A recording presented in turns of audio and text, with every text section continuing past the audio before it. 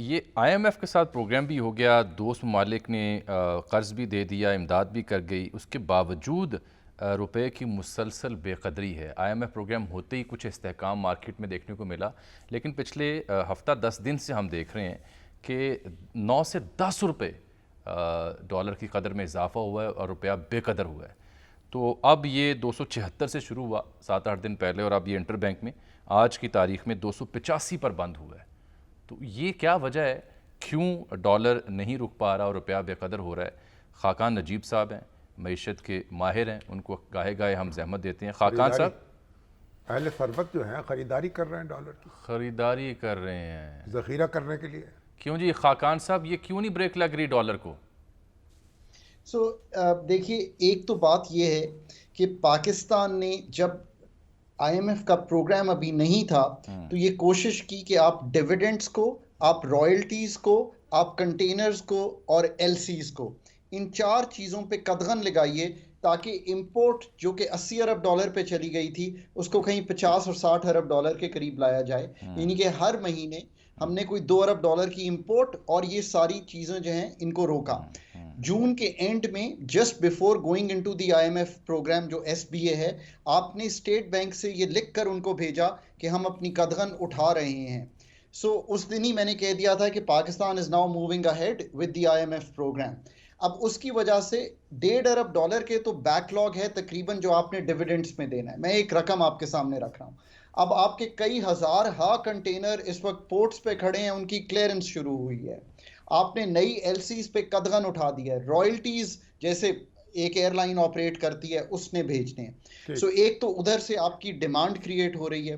दूसरी ये चीज याद रखिए कि एक बड़ी नई चीज हुई है इस प्रोग्राम में, जो मेरे ख्याल में तो शायद स्टेट बैंक को बेहतर अथॉरिटीज के साथ मिलकर निगोशिएट करना चाहिए थी। ये एक अनयूजुअल चीज है, और वो ये है कि एक नया कंटिन्यूअस स्ट्रक्चरल बेंचमार्क। इसका मतलब है कि 9 माह जब प्रोग्राम रहेगा हमारे पास, तो ये बेंचमार्क जो है वो हर वक्त चलता रहेगा। और वो यूं है कि जो इंटरबैंक की मार्केट है और जो ओपन मार्केट है, उन दोनों का फर्क जो है वो 1.25% से ज्यादा का नहीं हो सकता। अब आप सोचिए जामी साहब और शामी साहब कि ये पहले फर्क जो है 10-12 रुपए पे चला जाया करता था, यानी कि 3 से 4%। पर हम इंटरबैंक को, उनका ख्याल है आईएमएफ का, कि हम उसको कदगन लगाकर रोक लिया करते थे, तो वो ये नहीं चाहते कि ओपन मार्केट ऑपरेशन ना हो। तो देखिए उन्होंने कैसा स्ट्रक्चरल बेंचमार्क सामने रखा। आज के मुताबिक इसका मतलब है कि 3.5 रुपए का फर्क होना चाहिए, यानी कि अगर 2.85 पे इंटरबैंक क्लोज हुआ है तो ओपन मार्केट को 88, 89 या 90 से ऊपर नहीं जाना चाहिए। हालांकि ये ऐसा नहीं है, और अगर 5 दिन ऐसा होता रहता है तो ये हम उस स्ट्रक्चरल बेंचमार्क से इनहराफ कर रहे होंगे। और इसलिए भी आपने देखा कि आपको रुपए की कदर में इंटर बैंक पे इन सारी वजूहात की वजह से एक प्रेशर दिखाई तो दिया। ये कोई मामला रुकता दिखाई देता है आपको, या ये यूं ही चलेगी? देखिए, एक तो ये बात है कि ये सारी चीज़ें अभी पास थ्रू होनी है जो हमारे डिमांड साइड की हैं। फिर हमें रुपए की कदर को मार्केट बेस पे रियली लाना है, और ये इनके जो फ़र्क है उसको हमने 1.25% पे लाना है। पर तीसरी बात यह है कि मार्केट फंडामेंटल्स जो हैं, हमारे जो इकोनॉमी के फंडामेंटल्स हैं, वो बहुत डिस्टर्ब्ड हैं।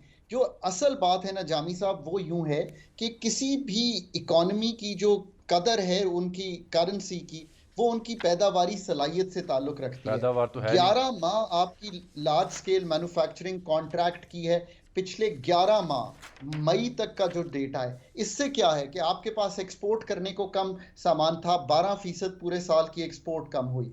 आपकी जो ओपन मार्केट और जो इंटरबैंक का फर्क था, उसने 4 अरब डॉलर आपकी जो आ रही थी रेमिटेंसेस, वो ऑफिशियल चैनल की बजाय नॉन ऑफिशियल चैनल पे चली गई।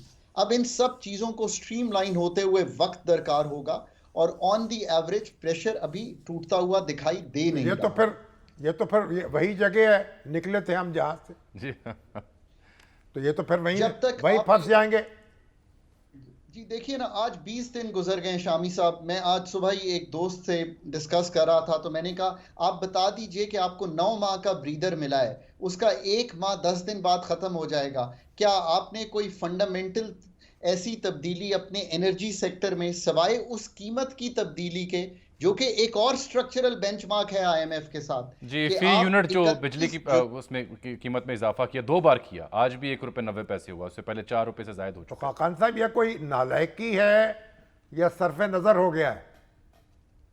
देखिए, मेरा ख्याल है कि इस वक्त इकॉनमी जो है वो सेंटर स्टेज पे नहीं है, और आई थिंक कि इस वक्त जो स्टेट एपरेटस है वो जो ये इस तरह की चीज़ें हैं जिस पे हमें काम शुरू करना है, मैं आज भी कहता हूं कि काम आज ही शुरू कर दीजिए।